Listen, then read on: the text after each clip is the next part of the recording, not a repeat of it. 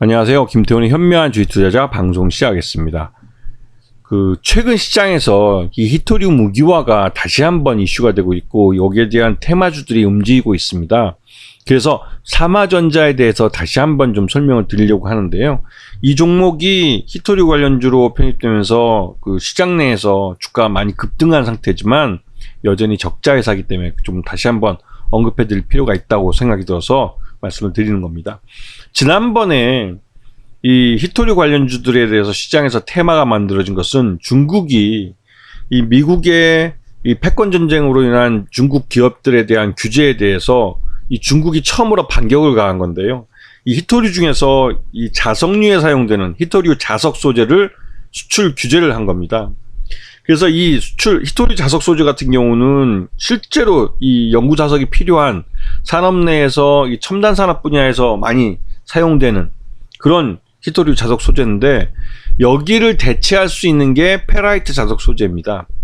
이게 고속 회전이나 하는 전기 모터 중에서 굉장히 고가 그리고 고출력이 필요하고 고회전이 필요한 이러한 모터 속에 사용되는 자석류는 히토류 자석을 쓰는 게 맞습니다. 그게 그 정도 성능이 나옵니다. 하지만 우리가 보급형 또 일반적인 전기 모터에는 페라이트 자석을 써도 어느 정도 출력이 나오는 거죠. 그래서 이 페라이트를 이용한 회전력을 증대시키는 기술들이 많이 발전했고 해서 어느 정도 전기 모터 중에 보급용 전기차 같은 경우는 페라이트 자석 소재를 써도 가능할 정도로 이 페라이트 자석 소재에 대한 개발이 많이 이루어진 상태입니다. 자, 이 삼화전자도 이 페라이트 자석, 이 페라이트 코어를 생산하는 업체로 유명한데요. 이 페라이트 코어가 자동차 전장 부품이나 산업용, 그다음에 생활 주방이나 가전종에도 사용이 되고 주로 전자파 흡수체, 이게 주로 이제 전자파 차폐 같은 데 많이 사용되는 거고요. 그러다 보니 이 페라이트가 우선적으로는 이 전자파 차폐에 많이 사용되는데 이후 이제 전기 모터를 속에 사용되는 이러한 히토류 자석류가 사용되는 용처를 대체하는 걸로 사용되고 있습니다. 그래서 이제 이 페라이트에 대한 기술이 발전했다는 거죠. 이 삼화전자는 페라이트 코어를 생산하는 업체고 이게 전체 매출액의 약 80% 정도를 차지합니다. 88%를 차지하기 때문에 거의 대부분 이 페라이트 코어가 이 주력 사업이라는 걸 알 수 있죠. 그리고 이 재작년 같은 경우 400억 정도 매출을 했고 작년은 410억 정도 매출을 했습니다. 안전하다고 그럴까요? 하여튼 고르게 매출이 안정화되어 있는 회사라고 볼 수가 있죠. 자, 이 매출 구조를 보면 작년 1분기와 올해 1분기를 비교해 봤을 때 작년보다 올해가 소폭 좀 줄어든 모습을 보일 수 있습니다. 1분기까지는 이 삼화전자의 실적이 그렇게 좋지는 못했어요. 역시 영업이익도 규모의 경제를 달성하지 못해서 그런지 적자를 기록하고 있고 단기 순손실도 7억 정도 발생하고 있습니다. 하지만 최대주주 지분은 35% 정도로 안정적인 모습을 보여주고 있고요.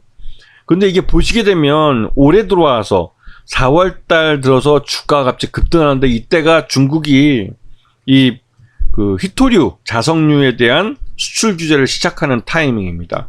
이때 이제 페라이트 코어를 생산한다는 게 시장에 알려지면서 묻지마 매수가 유입되면서 급등을 했죠.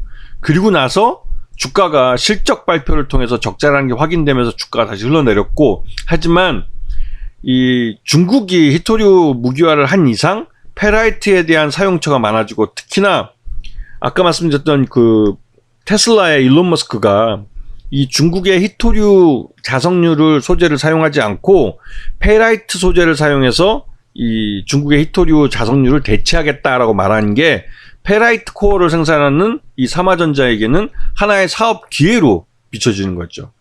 하지만 이제 2분기 실적이 어떻게 나올지를 두고 봐야겠는데요. 아직까지 주가가 그렇게 흘러내리지 않고 있는 걸 봐서는 2분기 실적이 나름대로 좀 선방했을 가능성이 있다는 생각이 듭니다. 그리고 페라이트의 사용처가 늘어나면서 매출 외형도 성장할 수 있는데, 매출 외형이 성장하면 삼화전자는 영업이익을 발생시킬 수 있는 가능성이 있어요.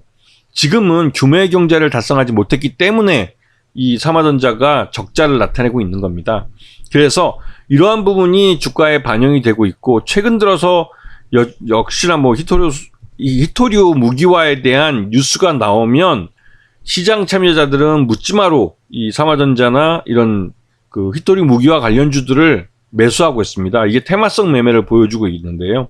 그래서 이건 시장에서 적자 기업이라도 시장에서 인기 있는 테마에 속할 때 주가가 어떻게 움직이는지를 공부할 수 있는 좋은 종목이라고 할 수가 있겠죠. 그래서 지금처럼 미중 간에 특별한 이벤트가 있고 할 때는 이런 종목에 관심을 갖는 것도 괜찮아 보입니다. 자, 오늘 방송 여기서 마치겠습니다. 감사합니다.